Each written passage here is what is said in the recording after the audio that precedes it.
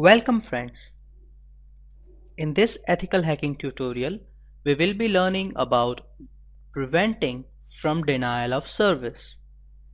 In previous tutorial, we have learned about the denial of service attack, and in this tutorial, we will be learning how to prevent from such attacks. Denial of service. Denial of service attacks are centered around the concept of overloading a target's resources and the system will ultimately crash.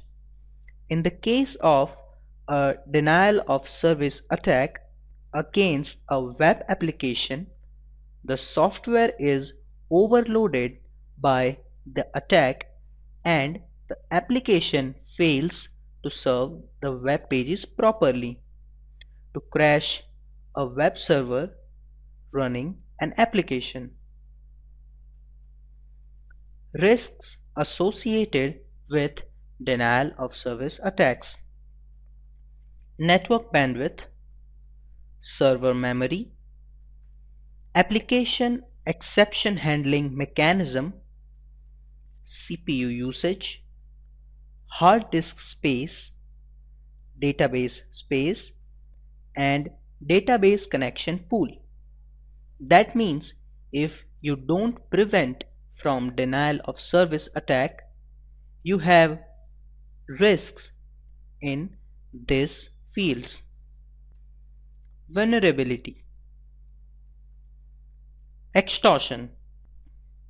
The attacker threatens to continue disrupting service until the payment is received. Sabotage.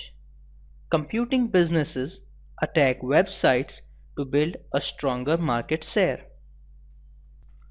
Brand damage.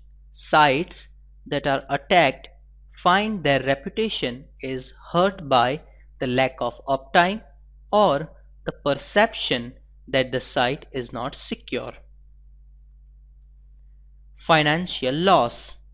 Sites that are attacked are prevented from doing business online. The result is often in a loss in sale revenue or advertising revenue. Other attacks. Information gathered from a successful denial of service attack can be used later to further attack a website. Now we will cover some steps that you can take to prevent from denial of service attack. Firewalls. Firewalls can be set up to have simple rules such to allow or deny protocols, ports, or IP addresses. In the case of a simple attack coming from a small amount of unusual IP, for instance, one could put up a simple rule to drop all the incoming traffic from those attacks. This means you can simply set up your firewall and stop the attack. Switches. Most switches have some rate limiting and ACL capacity. These schemes will work as long as the DOS attack are sometime that can be prevented using them.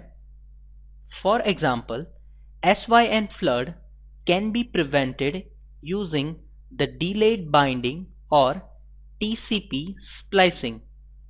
Similarly, content-based DOS attack may be prevented using deep packet inspection. That means you can configure your network switches to prevent from such attacks. Routers. Similar to switches, routers have some rate limiting and ACL capacity. They too are manually set. Most routers can be easily overwhelmed under DOS attack. If you add rules to take flow statistics out of the router during the DOS attack, they further slow down and complicate the matter. Other preventions, which are quite technical and you may search about them to get more information. Application front-end hardware, IPS-based prevention, DDS-based defense, black holing and sinkholing.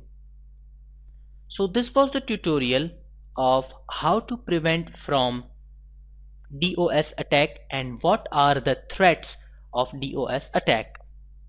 Thank you.